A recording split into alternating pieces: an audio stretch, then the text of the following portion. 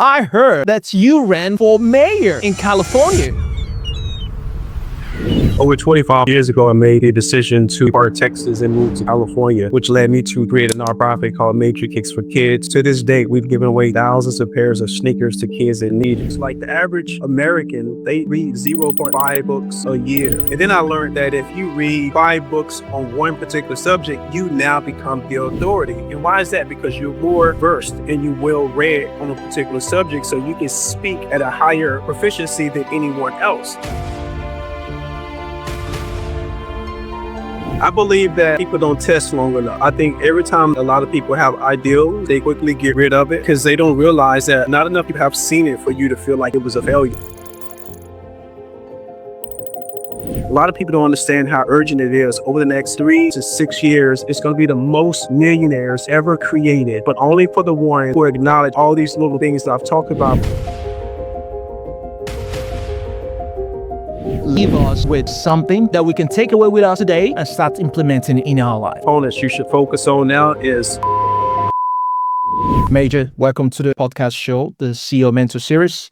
Can you tell us a little bit more who we've got today on the show? Yeah, first of all, thank you so much for just giving me some time to kind of engage with your platform and your listeners as well. For me personally, every time I get an opportunity to try to share my stories, always from a place of hopefully something that can inspire people. But initially, I'm a guy from Dallas, Texas, born and raised in the projects. Used sports very early on to kind of help transition my life in regards to education and getting out of my circumstance. And over 25 plus years ago, I made the decision to depart Texas and move to California. Had some time in the entertainment industry as a music artist, songwriter, and producer. During that time, I called it Infinity for philanthropy, giving back, which led me to create a nonprofit called Major Kicks for Kids. To this date, we've given away thousands of pairs of sneakers to kids in need and those that are academically excelling. As you mentioned as well, definitely a family guy. Been my wife for over 25 years. We have 3 amazing boys. And, over the last 8 years, I've been very active in top 10 out of 41 candidates. Since then, becoming a public figure and, connecting with so many greats. I created this brand called Majoravation, and up under that particular umbrella, we have the podcast, the Majoravation podcast, and we have Major Kicks for Kids. So everything that I have attached myself to has been a part of empowerment and uplifting. And a deeper version of that story is because I come from a very philanthropic background, having a mother who had little but gave a lot. And I always tell the story about, I was 13, 14 years old, and I would go into the living room before I went to school, and I would see homeless people literally sleeping in our living room. And as a 13, 14-year-old kid, I'm peed off, I'm upset. I'm like, wow, these people living in our living room. But every time it rained or was too cold or conditions in the community was, in disarray, my mom would always welcome people into our house. What I realized later on in life, which I have her DNA a lot, she has so little, but it's also contributes to why God continues to favor us, right? And so having that mindset and being someone that's, has a voice, someone that's a public figure who speaks life into young men at group homes and in prison cells, it is just like my duty and my mission to uplift and inspire as many people as I possibly can. And that's part of my mission. Well, that's amazing, Major.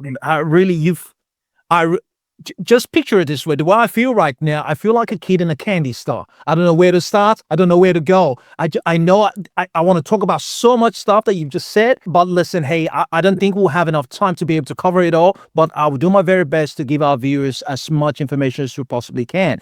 Now, based on the fact that you are in the CEO Mentor Series podcast show, what would you say to people at the early stage when they're starting out? Like, you've been able to see the good, the bad, and you've been able to pull inspiration out of that to make you the person you are today, right? Where should they even start? You also did talk about faith, believing in God and things like that. What sort of role has that played in your life? I know I've asked few questions just in this one statement. Could you please elaborate a little bit more on that for us, please? Absolutely. For anyone that's starting, one of the things I share when I'm doing consulting or strategy calls is that figure out what your cheat code is in the beginning. And what I mean by a cheat code is figure out various ways on how you can win per day. And what do I mean by that? Write down 4 to 5 things and put a square next to them. So throughout the day, you can go and check them off. That can be brushing your teeth. That can be taking the trash out. That can be reading your scripture, right? Which tie that into my faith because I believe in prayer. I believe in affirmations. I believe that the voice is prophetic. I believe that if you speak it into existence, it can manifest. But prayer without work is dead, right? So I always talk about that. But for anyone that's up and coming, I say create a cheat code for yourself. Give yourself winning moments so you can start developing that habit and that euphoria, that euphoric feeling of winning. But what happens is a lot of people that are starting out, they're seeing these images of people like myself or people like you or others that are successful, and they're trying to mirror that too soon and too early. Don't be afraid of the early work. Sometimes the boring work, the fundamental work. And if you focus on those things, it'll translate over to the big work. So create better habits now. Create a cheat code that's going to help you have those victories so you don't feel defeated, excuse me, or even overwhelmed. And when it comes to faith, everything I do has a baseline or even a foundation of faith. If I'm a part of it, if I'm speaking life into it, it's just a very strong part of how I've become successful. Even reading the Bible, a lot of people look at it as this religious construct, but I look at it as biblical principles on how you can become successful, understanding that the word wants us to live in abundance. And I talk about that often. Major, I'm a big fan. I'm a big fan. And whenever I do make my way back to America, what part in America are you based in? I'm probably an hour and a half towards out of Los Angeles. Yeah. Los Angeles. Whenever I do come around to America, I'll make sure I come around. I'll give you a big hug, and we definitely grab coffee. If you're a coffee guy or a tea guy, whatever it is, we're going to spend time. You'd said something in terms of affirmation. You did talk about other items in terms of faith. These are things that I specifically hold dearly to my heart too as well. It's something I've been practicing for a very, very long time. After a decade or two or so, you start seeing it work out and you go, finally, I'm making some sort of, movements in a way. But honestly, each day that goes by, you may not see any wins, right? But things are happening. It might not be as fast as you're hoping for, but things are definitely happening. So I love that, idea, the advice you gave in terms of having small goals and taking them along every day as you go, just having those little wins, which is quite powerful and great. Now, during this conversation, I heard you say something in regards to you working closely with NBA company and giving advice. How were you able to get into that arena working with NBA players or stars, elite kind of people? How did that come about? Well, it came about, that was part of my background. I played in high school and also played on a collegiate level as well. After my collegiate career was over, I was invited to be a part of a sports agency and train in order to get to the draft. So always been a part of the basketball community, but it was helpful that when I moved to Los Angeles, one of my cousin actually played for the Los Angeles Clippers. So given the fact that he was there 4 years and we were the only family that we knew out here, I was at every single game. And in doing that, you just kind of build those bonds with the other players. And I also used to cut hair. So that was my entry point. So I've not only cut my cousins' hair, I would cut other players' hair. And as you develop relationships, it's always been about connecting and being that broker of opportunities for people as well. And so once you gain their confidence, hanging out and families meeting each other, and if there's opportunities and I can connect those two together, I formed a alliance around that, and people start to know me as that particular person. And so for me, that was kind of how I started. My cousin played for the Clippers and just kind of put me into this whole new world, and I just kind of built a company around it, and it just kind of took off.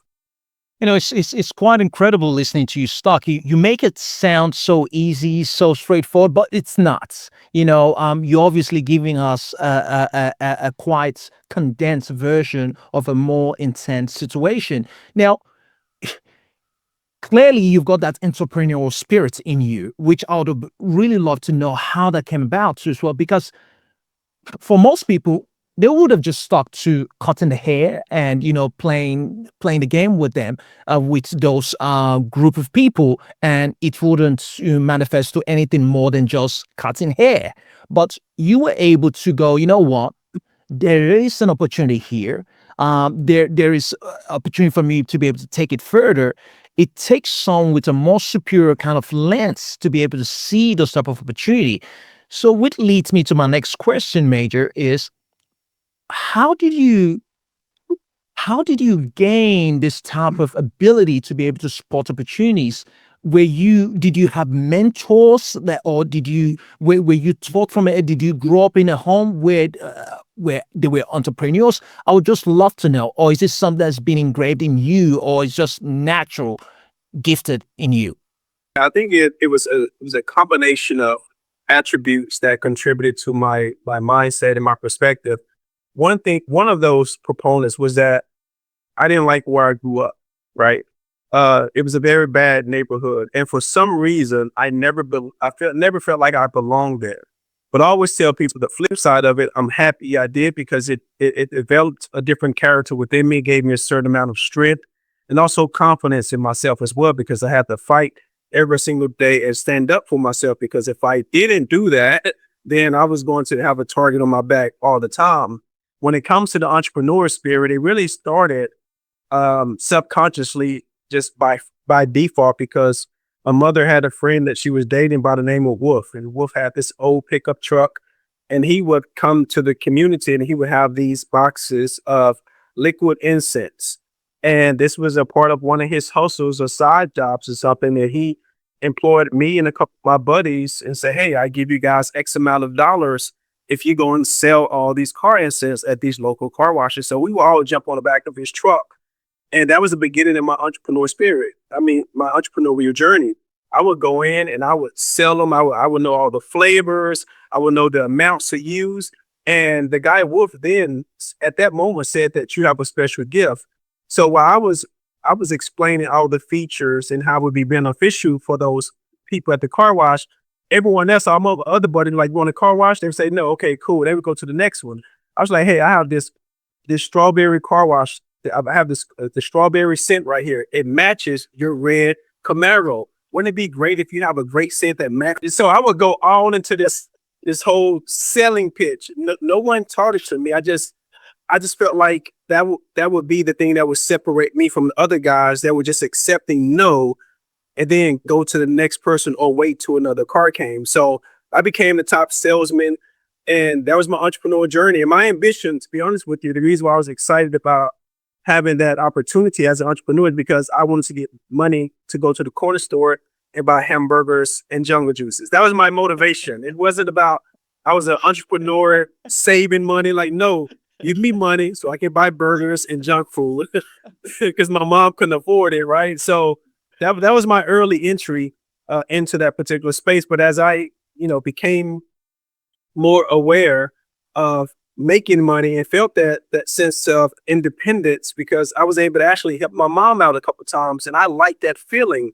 And so randomly, and mind you, this is another happenstance where I didn't know what I was doing. God put this opportunity in front of me. I always did all the chores at our house. I'm literally mowing the grass in my mom's yard. Didn't want to do it, right? But I'm mowing the grass. It's hot. We're in Texas. And the next door neighbor, her name was Miss Pearl. She was at least 75 years old at the time. And she called me over to her yard. And she said, "Can I give you $20 to cut my yard?" It blew my mind that someone would give me $20 just to cut the yard. That would take me 10, 15 minutes easy. And that's when a light bulb went off. I was like, what other yards can I cut? And, you know, and in 6 months, I had 3 lawnmowers. 4 of my buddies helped me, including one of my cousins. And I was running a whole lawnmower business from 13, 14, 16 years old.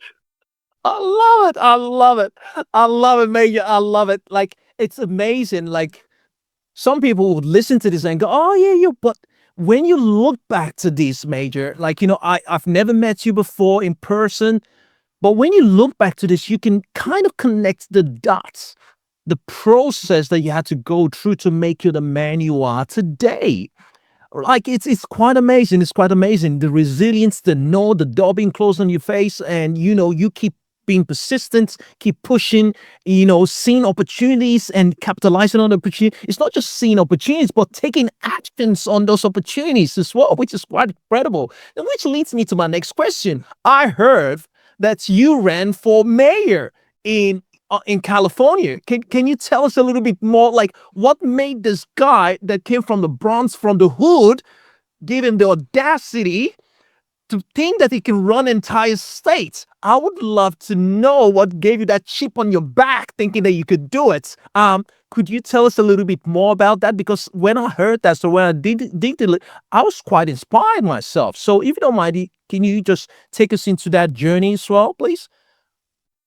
I think it once more, it just attributes to my upbringing. You know, when you have a hard mindset in regards to having a competitive spirit and not having limitations. Had a very strong grandfather by the name of LJ Dean. And one thing that he did do, he wasn't a man of many words, but when he spoke, it was very powerful. And he meant everything that he said. And many times he looked me dead in the eye and he said, "You can do anything you want." I didn't know what I wanted to do, obviously, as a 14, 15, 16-year-old kid.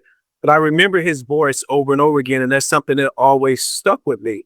So when it came to sports, when it came to entrepreneurialism, when it came to business, when it came to doing music and being on stages in front of thousands of people, running around with Jamie Foxx and all these other things I was doing, I've always felt like I belonged. But also just for my grandmother, having a spiritual connection, right? And knowing that God wants me to live in abundance and knowing that God said that this life is created for us to activate our imagination and go after our ambitions. And so when you say, the audacity, my thing is why not, right? And then I realized something just by studying psychology.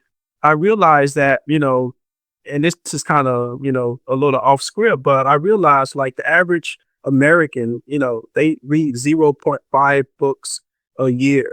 And then I learned that if you read 5 books on one particular subject, you now become the authority. And why is that? Because you're more versed and you well read on a particular subject, so you can speak at a higher proficiency than anyone else. So, given the fact that I have all this education, I've had all these great mentors, I've had all these great experiences. Why not someone like myself step into a role to unify, especially during a time when there was a lot of frustration across our entire state? In addition to that, being an entrepreneur made me the perfect person for that job, simply because as an entrepreneur, I'm sure you guys know this, and as a CEO, you have to use creativity and you'll also have to have a knack for solving issues or even solving problems. And the state that we were in here in California in 2022 when I ran for governor is that we needed solutions. We needed answers, but we also needed people who can navigate some of the toughest issues that we were facing at that particular time, and even currently still today. And so, yes, it was an amazing experience. I ran for 2 years straight. I was one of the fastest rising political candidates in California's most recent history. Out of 41 candidates, I came in top 10, which is a huge feat for someone who has never done this before. And there's an active petition right now for people wanting me to do it again. But I'm kind of enjoying this space that I'm in right now, just building up the personal brand through Majoration and really using my voice and my companies to impact and inspire and uplift and encourage others to be the best versions of themselves. Major, this is quite incredible. You said there's an active petition for people wanting you to do it again. If they accept an application from people in Australia, I've got my hands up to as well, to be one of those people too as well. You're inspiring, Major. You are inspiring. Listening to all this is quite inspiring. Listening to you speak, it's incredible. Listening to the fact that you've had all these incredible mentors in your life that has spoke faith, spoke belief in your life, and having that belief that this is not just by your own doing, also by the grace of God itself, and being surrounded by good people, giving you that strength, that spiritual fortitude and strength, knowing that you can do all things possible by the grace of God. Now, you're a man of brand. You've talked about major Vation, and you've got Kicks for Kids. Um, what led you to all this? Like, how important is brand to you? Like, would you call yourself a brand? Like, is MW a brand? Like, how important is branding to you, Major? I think branding is extremely important. Not only to me, it should be important to everyone. I believe that anyone who focuses on personal brand these days are going to be the most successful over the next decade because people don't buy products, they don't buy into companies. They are buying off the personal brand of the individual that's running that company or the founder or owner or creator of those companies. And so people are inspired. It's no different than when people tell you, some of the things I tell some of the people I coach. It's like people don't necessarily remember everything that you say, but they definitely remember how you made them feel. And that's one of the main reasons why I tell stories instead of some people like to educate from a bullet point standpoint. I like to educate and draw people in through an actual relatable story to help them navigate their journey and why they should come in their journey to become successful.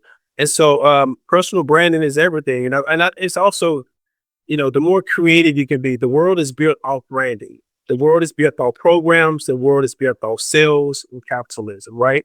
And so, in understanding that, it was my duty to myself to learn how to master that and also look at the psychology of it.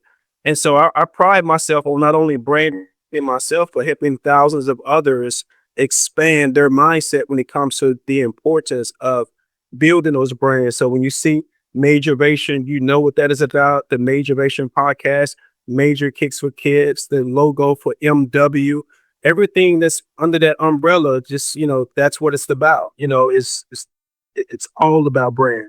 Amazing, amazing, amazing. I know we're definitely going to be connecting off air. What would you say, since we're on this topic of branding, what would you say is the most overlooked part of personal branding that people kind of don't take into consideration or just overlook in general when it comes to personal branding? I believe that people don't test long enough. I think every time a lot of people have ideals, they quickly get rid of it. They, but because they don't realize that not enough people have seen it for you to feel like it was a failure. When you're on social media, you're dealing with algorithms, right? So you're not even reaching all of your people, and yet you're already putting a plug on something that potentially will go. That's like even like with music. I had a song that I did 15 something years ago. I played a snippet of it 2 days ago with Jamie Foxx on the hook, and literally have people calling me trying to sign me a single deal. Like you give me the single deal off the song I did 15 years ago. Wow. So it's just about like just work it and just continue to work it. And if you can create a story behind your personal brand, this is what I tell people in my master classes. If you can attach a story to your brand, then you will attract those people eventually. And know that even when you're speaking, it's not about the views or the likes. Some people get upset because they only have 44 views.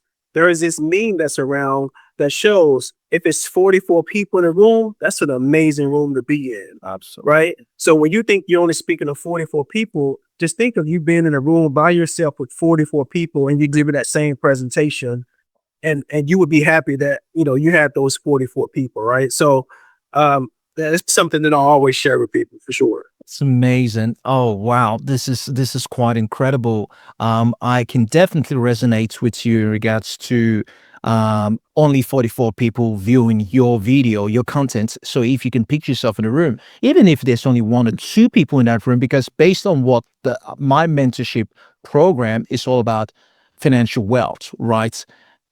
And the things I teach is based on taking you from zero to hero. Now, and it does not just only change your life, also changes the life of the next bloodline to come, next generation to come. So you might be speaking to one person in the room or two people in the room, but you could literally be changing an entire bloodline. So it goes beyond that one person or that 40 people. We could be saying who's attached to each of those individual, a brother, a sister, a uncle, a friend, a partner, and those people also have other people attached to them with kids. So the spider web it extends beyond your wildest imagination.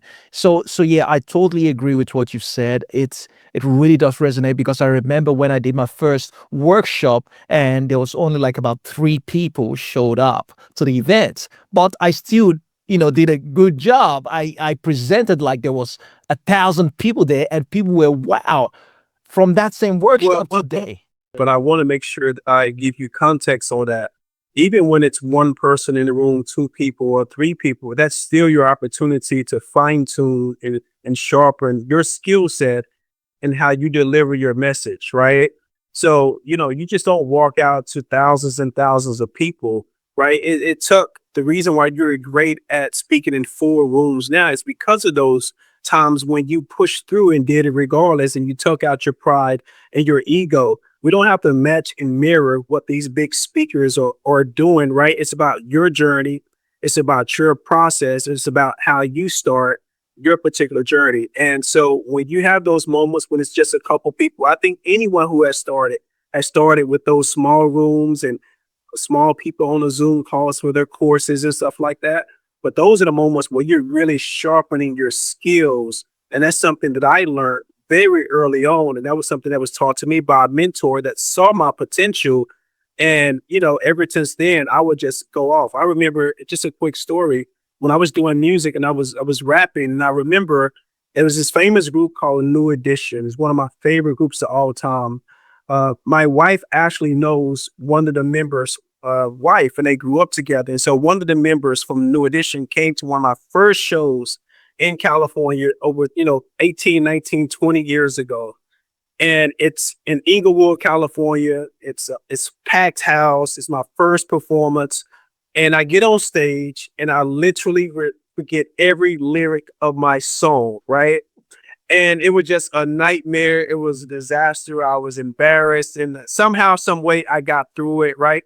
But at the end of it, my guy, Ricky Bell, which is one of the members of New Edition, he was waiting for me behind the stage. As soon as I get off the stage, it was loud and crowded. He pulled me into him and he said, no one would have ever known that you messed up until you let them know you messed up. Don't ever stop the show. Every and it blew my mind because he was right. They didn't know I forgot the lyrics. I could have made up some new lyrics along with the song. They never heard my music before. And so so that's the story I just shared to people. Just keep going, keep working on your craft, and don't be overly hard on yourself. Just keep preparing yourself for your moments. That's amazing. I think this is a perfect segue that leads me to my next question in regards to what are one of the quality every great mentor should have. The ability to observe and listen. That's one of the core things that has made me a better speaker. The ability to read the room, the ability to understand the task, the ability from a one-on-one perspective to listen to the pain points. Therefore, if I'm a doctor, I can prescribe you a better prescription based upon my ability to tune in to what you're actually saying that you're lacking or where your pain points are. Therefore, I can prescribe the right route or path or framework for you to solve that. And so as a mentor, you want to make sure that you are in a place because as a mentor, sometimes people just want to be the talking head. I'm the educator. You listen to me, you do this, you do that. But before you get to that place, you have to really be receptive to what they really need because everyone psychologically is built differently. And every framework that I do when I'm talking to clients is tailor made. There is no black and white PDF that I just send everybody and everybody just follow that PDF. And then you're going to be transformed. It doesn't work that way.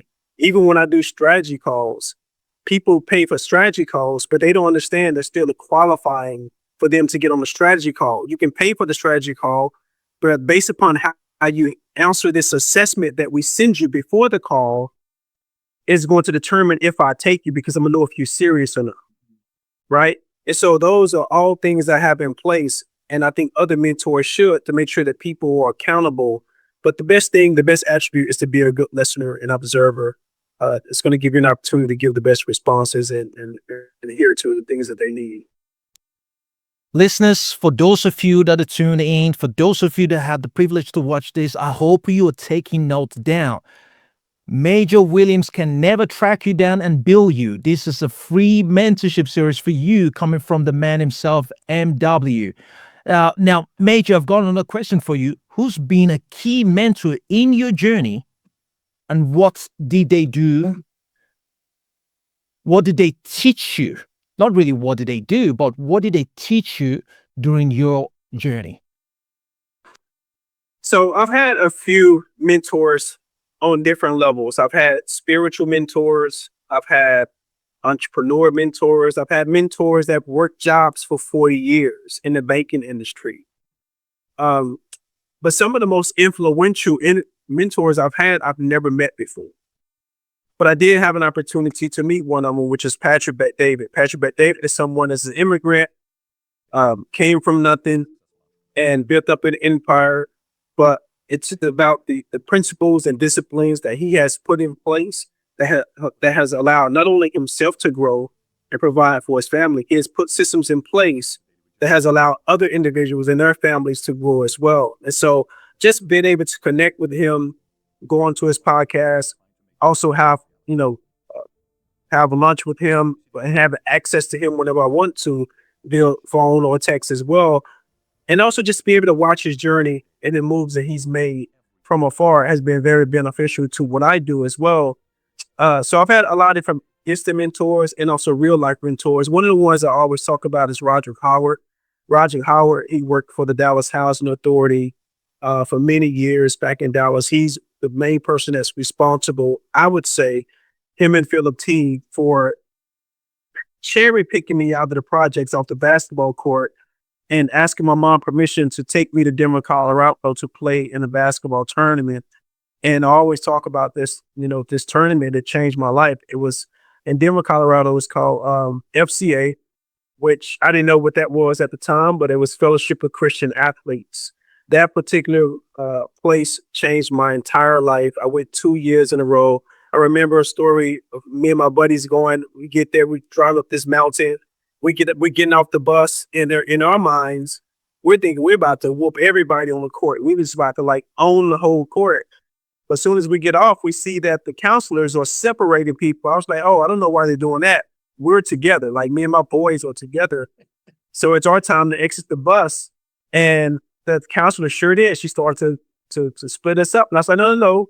We're all together. We're boys. We're from the same hood. And she's like, no. God bless you. Just go that way. Right. I was like, oh, she moved the God bless on my way. Long story short, I get to this room and it's basically like the United Nations. There's this redhead kid, there's this Asian kid, and a Latino kid. And the first thing that comes to my mind is that we're going to lose every single game. But what I will tell you, two things happened. First of all, we did not lose every single game, but we also built this amazing bond. And I was able to hear conversations and subject matter that I've never heard before in the ghetto. These guys had journals, they had aspirations for college, they had vacation, ideals. I never thought of those things. And they opened me up to that. We would start our day at 6 a.m. on the basketball court without touching the basketball. We will only be in the Bible for a whole hour, then breakfast, then basketball. That whole sequence of just filling myself up with the word and being around different individuals, different conversations. It wasn't about a bunch of rah-rah. It wasn't negativity. It wasn't toxic. It was just about being of service, our games, jokes, and pranks, which I was like, what are jokes and pranks? I was always so serious, right? But it was like the best thing ever. And it changed my entire life. So shout out to Roger Howard and Philip T for just giving me that adventure, opened up my eyes to a bigger world out there. It's amazing, right? Listening to you say this, it reminds me of other situation where I've seen very intelligent individuals in unfortunate locations or fortunate situations, and I say to myself, you know what? If someone had tapped this individual on the shoulder a year or 2 or 3 years ago, there might be someone totally different. Would you agree with me, or would you disagree on this statement that We could have greatness in us, but sometimes because the earth has been given to us by God and is being ruled by man, you need a man to tap you, to place you in the right position, also through the grace of God too as well. But at the end of the day, you have to also see favor. A man has to see favor in you to give you the opportunity. Is this something you would agree on, that we like when you look at some of the movie stars, for example, like Hollywood is a great example. There are some movie stars that have been extras for the last 2 decades, but for some reason they can never seem to break through. And you get some certain stars, like, again, I've never been to America, but you see some certain people that are stars, and you go, well, there's nothing really too crash hot about this person. But my opinion, my conclusion was someone tapped them on the shoulder, gave them that opportunity for them to be there. What's your take on that? No, I would say I 100% agree. You know, having a male figure is a symbol of authority. As a male to a male, it gives you a better foundation to be receptive. You know, I grew up in a single parent household. I don't have a relationship with my father. I don't know my father. So if it wasn't for those blessings of men that were placed in my life strategically throughout my life, I don't think I would have ever had the inkling to become who I am, because they were aggressive and they did hold me accountable, but they gave me tough love and they gave me perspective, but it was all from a place of what they saw in me, and they saw things in me that I didn't see in myself. And so it does take that type of favor in that direction. And um, me and my wife talk about this often. Like, I can appreciate the Lean on Me. I don't know if you ever seen this movie, but go check it out. It's called Lean on Me. Um, and the principal in this movie is a high school movie, and his name is Joe Clark. And Joe Clark is an exact replica of a principal that I actually had at my high school, in Lincoln High School, by the name of Dr. Lewis. Now, given the fact that we were in uh, an impoverished area in the ghetto, but when you went to this school, it was a magnet school in the hood. You couldn't wear jewelry. You couldn't wear earrings as guys. You had to wear a belt. Your shirt had to be tucked in. I mean, you can't be in the hallways. You know, after the tardy bell, this guy demanded so much respect, and he was a brute, and I loved it. And so I was attracted to that type of leadership. Same with my coach, Robert Allen, in high school. He had a motto that say, "Be tough, be mean, be dedicated, hustle for your teammate, be somebody." Now here I am as a grown man, still chanting what this guy instilled in me back then. It's just that competitive drive, and I just have ultimate respect because it came from a position of authority. It came from a position of power, but it came from a position of really wanting to see me succeed and be well. So it does take that favor. It does take that direction and that tap on the shoulder, as you say, to like, hey, you know what? I think Major has potential. Let's invite him to the camp, to Denver, Colorado. Let's invite him to Las Vegas for the first time to play in this tournament, because it wasn't like I was a standout player. I was garbage at 10, 13, 14 years old. I wasn't that good. I was a little skinny, 5'7" kid. But for whatever reason, God worked through those individuals to tap me on my shoulder, which gave me the opportunity, which opened up my eyes to a whole new world and changed the entire trajectory of my life. Amazing. Amazing. Now, how do you spot someone who's ready to be mentored? I guess it would be similar to it's just so I'm saying that it's somewhat difficult. I'm gonna be honest with you, somewhat difficult to spot it sometimes. Um, because there's different levels of success, and that's what I mean by that. Some people they're okay with making $1,000 a month. There are some people that's okay with making $10,000 a month, but there's a vast difference when you're making $1 million a month, and there takes a totally different work ethic when it comes to that. I've seen many people that I see that have potential, and I've invested my time, my energy, and resources, but sometimes people aren't just prepared for it. And what you realize after the fact, they never was. They didn't have the foundation in place, right? And sometimes we get glamored by our philanthropic hearts and our just willingness to be of service and give people the opportunity. Why? Is because if I was in a predicament, which I was, people showed me favor and gave me an opportunity as well. So I would say it's a numbers game when it comes to helping people out. And you don't know what it's going to flourish into. But the only thing that you can do, which God, rewards, is just continue to plant that seed and don't be turned off when things don't work out in the way that you feel like they supposed to work out. Because ultimately, the plans that work out are never my plans. They never work out. My plans never work. It's always God's plan, Yeah, literally. I love it. And so I just pull out breadcrumbs and do my best. But I know at the end of the day, His plan is going to be the best plan for me and for those individuals as well. Love it. Love it. Love it. Love it. What's your golden rule when it comes to mentoring others? Like, what's that number one golden rule when it comes to mentoring others? Yeah, I do. I have certain non-negotiables, and one of those things is just making sure that you show up. If you are having the opportunity to extract my time, which I believe is very valuable, um, at least honor it in a way and show up and follow through on the things that you say you're going to do, especially when I'm working with other males, other men, right? And so understand this new generation that we're in and this new era that we're in, it's so urgent. A lot of people don't understand how urgent it is. Over the next 3 to 5 to 6 years, it's going to be the most millionaires ever created during this particular time, but only for the ones who acknowledge all these little things that I've talked about, personal brands and building businesses and understanding these different mindsets and philosophies.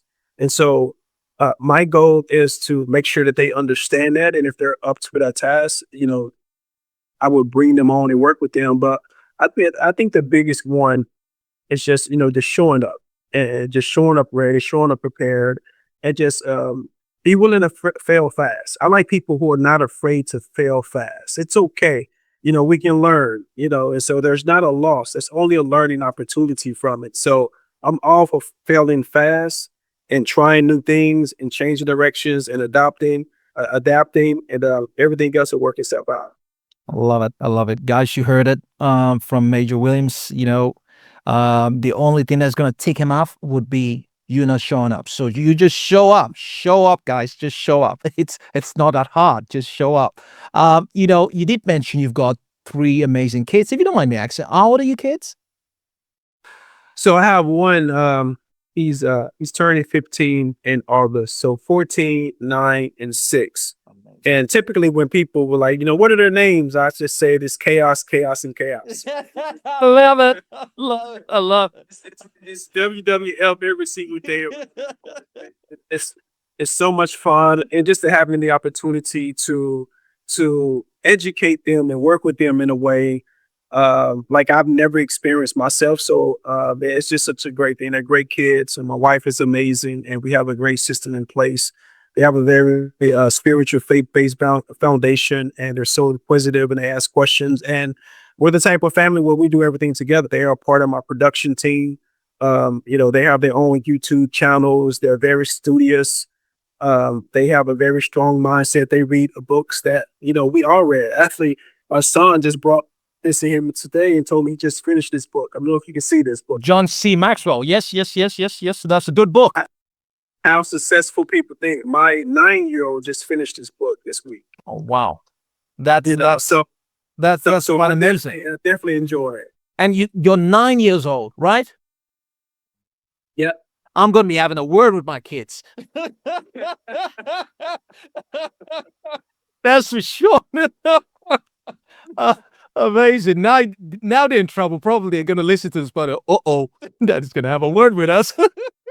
That's amazing. So, you involve in the family in what you do, because obviously, as they say, it's kids don't do what we tell them to do. They do what they see us do. So obviously they've seen, they're imitating what you do. You're a reader, you're an avid reader yourself, and you're involving them in the line of business. So you're trying to involve them in your empire.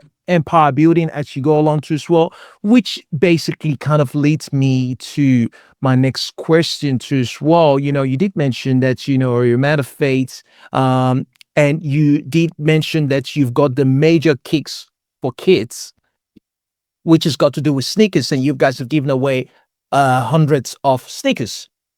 Why sneakers? So for me, once more, when I was a kid growing up, I had limited access to new clothes, new shoes. And there was this one moment where an NBA player actually came back. He was from our community, but he came back to the neighborhood one holiday season. And I remember being on the basketball court. I was playing in some worn shoes, and I had like my big toe literally almost coming out of it. And I would take a marker and just like draw over it so it looked like the shoe, my sock wasn't coming out. So the shoe was black. So my toe was coming out. So I would paint my sock black right there so people wouldn't see it. And so that's how bad it was. But he came to the community, and he had got a huge deal with Converse. And so he came to the hood with his big truck, gave away bikes, gave away brand new sneakers.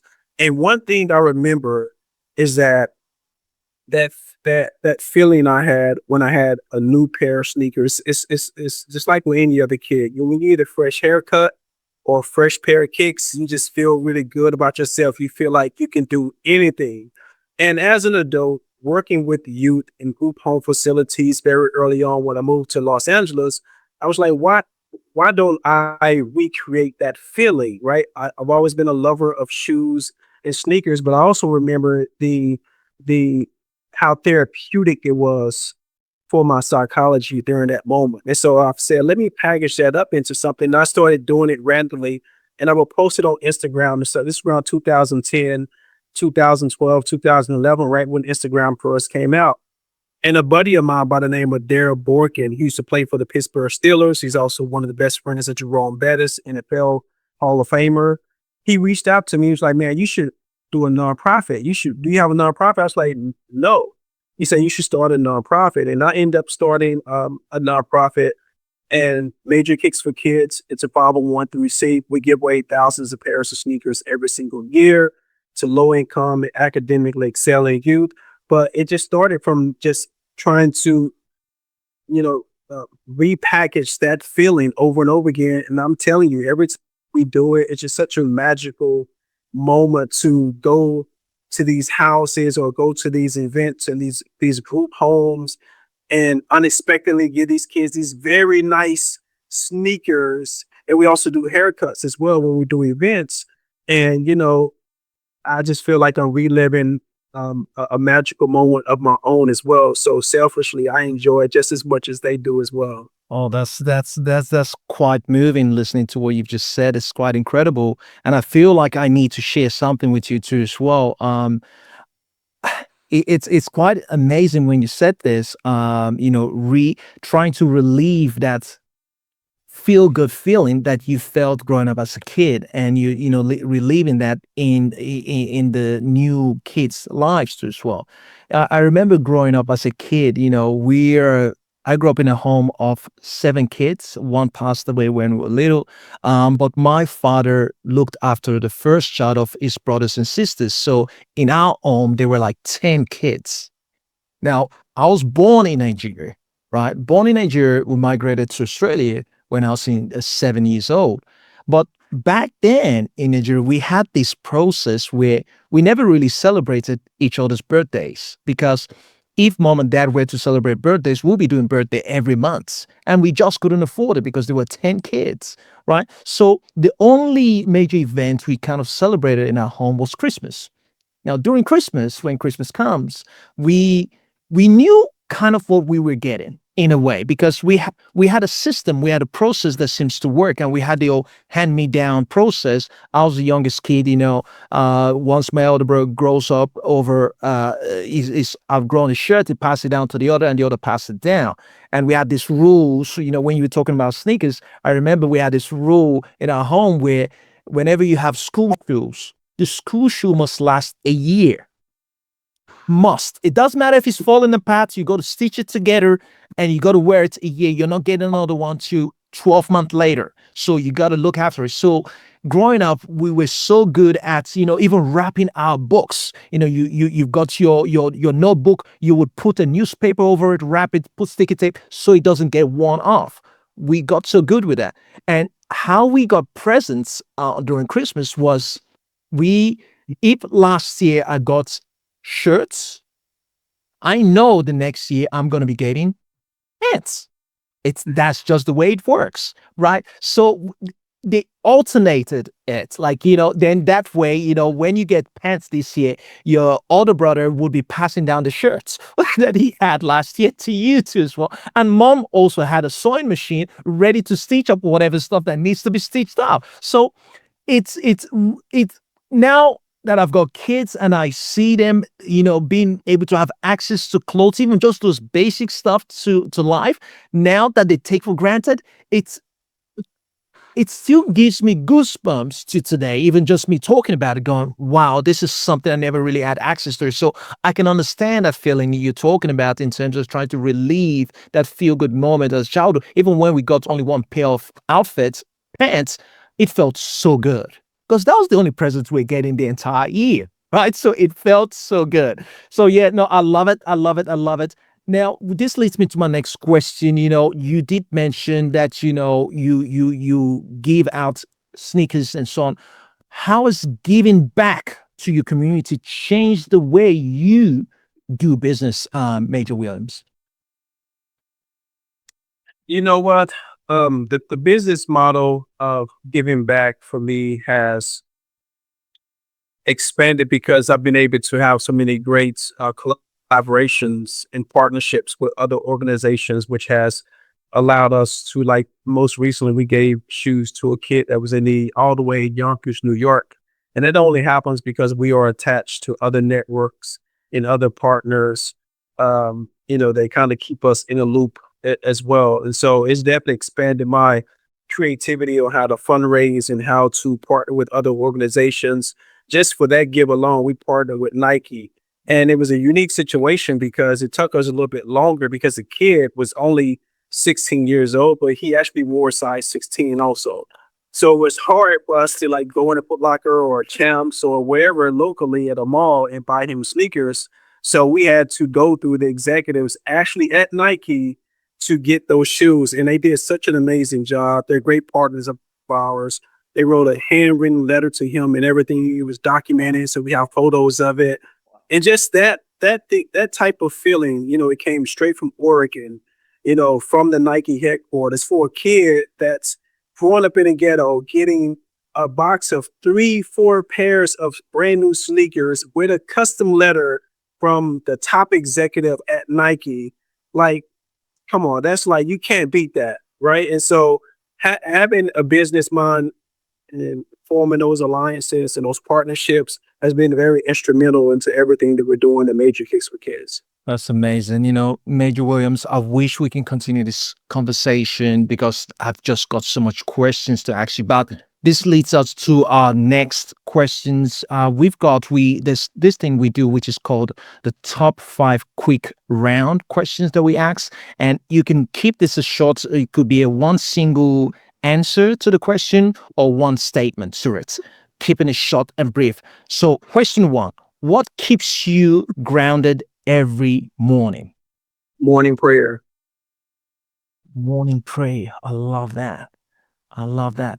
Question number 2, one moment from your early hustle would you never forget? Like, is there one particular moment in your early time when you're hustling? I know you started hustling maybe probably when you're in your mom's womb. I don't know. But is there any particular moments from your early stage? Could be what you're still young, or it could be now.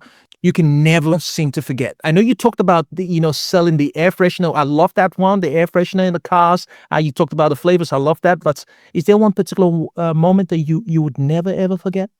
I would say it would have to be, when I got offered the $20 from Miss Pearl. Miss Pearl was very dear to me as well. She would always give us lemonade, always invite us over to her porch and hang out with her as well. She was a very sweet lady. So the fact that she was the one who really sparked my imagination that I could trade my time for money in a way that could help me go and get more hamburgers.